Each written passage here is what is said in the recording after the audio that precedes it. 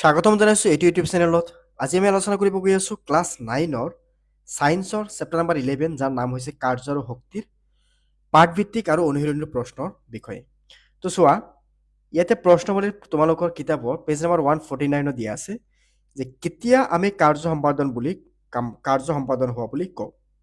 যে কোনো বস্তুৰ ওপৰত বলে ক্ৰিয়া কৰাৰ ফলত বলৰ প্ৰয়োগ বিন্দুৰ স্থানান্তৰ হ'লে কাৰ্য সম্পাদন হোৱা বুলি কোৱা হয়। দ্বিতীয় প্ৰশ্ন দিয়া আছে যে বস্তু এটাৰ হৰণৰ দিশৰ প্ৰয়োগ হোৱা বলৰ দ্বাৰা সম্পাদিত কাৰ্যৰ প্ৰকাশ ৰাখি লিখা। যে যদি বল এফ আৰু হৰণ এছ হয় তেন্তে কাৰ্য কি হ'ব? W is equal to F into S. এক জুল কাৰ্যৰ সংজ্ঞা দিয়া। যে কোনো বস্তুৰ ওপৰত 1 নিউটন বল প্ৰয়োগ কৰিলে যদি বস্তুটোৰ বলৰ দিশত 1 মিটাৰ হৰণ হয় তেনেহ'লে সম্পাদিত কাৰ্যৰ পৰিমাণ হ'ব 1 জুল। এহাল বলদে নাঙলত 1 নিউটন বল প্ৰয়োগ কৰা হাল বোৱা পথাৰখনত 15 মিটাৰ দীঘল।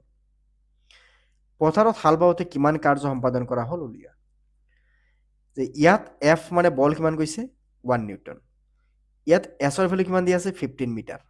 15 মিটাৰৰ পথাৰ বুলি কৈছে। ৱাৰ্ক উলিয়াব লাগে। তো ডাব্লিউ ৱাৰ্ক ইয়াৰ ফৰ্মুলা কি আছিল? F into S. তো 1 ইনটু 15 নিউটন মিটাৰ, তেতিয়াহ'লে 15। তো কাৰ্যৰ একক কি আছিল? জুল, গতিকে 15 জুল। তাৰপিছত দ্বিতীয়তে আছে প্ৰশ্নৱলী। এইখিনি আছে তোমালোকৰ কিতাপত, তোমালোকে চাব পাৰা। তোমালোকৰ কিতাপত আছে পেজ নম্বৰ 152। যে বস্তু এটা গতিশক্তি বুলিলে কি বুজা? যে বস্তুটোৱে গতিৰ ফলত লাভ কৰা শক্তিক গতিশক্তি বুলি কোৱা হয়। গতিশীল বস্তুৱে কাৰ্য সম্পাদন কৰিব পাৰে। যে বস্তুটোৱে গতিৰ ফলত লাভ কৰা শক্তিক গতিশক্তি বুলি কোৱা হয়। বস্তু এটাৰ গতিশক্তিৰ প্ৰকাশ ৰাখি লিখা। যে এম ভৰৰ বস্তু এটাৰ বেগ ভি হ'লে বস্তুটোৰ গতিশক্তি বা কাইনেটিক এনাৰ্জি হ'ব 1/2 বা half M V square. 5 metre per second বেগেৰে গতিশীল বস্তু এটা এম ভৰৰ বস্তু এটাৰ গতিশক্তি 25 জুল। ইয়াৰ বেগ দুগুণ কৰিলে গতিশক্তি কিমান হ'ব?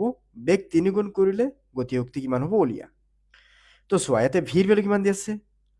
5 মিটাৰ পাৰ ছেকেণ্ড। মানে ইয়াতে কি আছে?